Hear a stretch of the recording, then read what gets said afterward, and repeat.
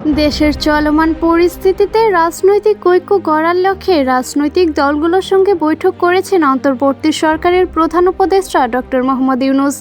বুধবার foreign service একাডেমিতে এ বৈঠক অনুষ্ঠিত হয়। বৈঠকে বিএনপি, জামায়াত সহ বিভিন্ন রাজনৈতিক দল অংশ নেয়। এ সময় বৈঠকে অংশ নিতে গিয়েও আমন্ত্রিত অতিথিদের তালিকায় নাম না থাকায় ফিরে যান লিবারেল ডেমোক্রেটিক পার্টি এলডিপির সভাপতি কর্নেল অবসরপ্রাপ্ত অলি আহমেদ বীর বিক্রম। একই কারণে ফেরত যেতে হয়েছে দলটির মহাসচিব বীর মুক্তিযোদ্ধা ডক্টর রেদওয়ান আহমেদকেও। এ বিষয়ে সংশ্লিষ্ট কর্তৃপক্ষ আরও আন্তরিক হবেন বলে আশা প্রকাশ করেছেন বাংলাদেশ জামায়াত ইসলামীর আমির ডাক্তার শফিকুর রহমান। বৃহস্পতিবার নিজের ভেরিফাইড ফেসবুক পেজে এক স্ট্যাটাসে এই আশাবাদ ব্যক্ত করেন তিনি। ফেসবুকে স্ট্যাটাসে ডাক্তার শফিকুর রহমান লেখেন, এলডিপির চেয়ারম্যান, সাবেক মন্ত্রী ও বর্ষিয়ান রাজনীতিবিদ ডক্টর অলি আহমেদ বীর বিক্রম 4 ডিসেম্বর অনুষ্ঠিত রাজনৈতিক দলসমূহের জাতীয় নেতৃবৃন্দের সাথে প্রধান উপদেষ্টার বৈঠকে সম্মানজনকভাবে অংশগ্রহণের সুযোগ তৈরি না হওয়ায় বিষয়টি দুঃখজনক। ভবিষ্যতে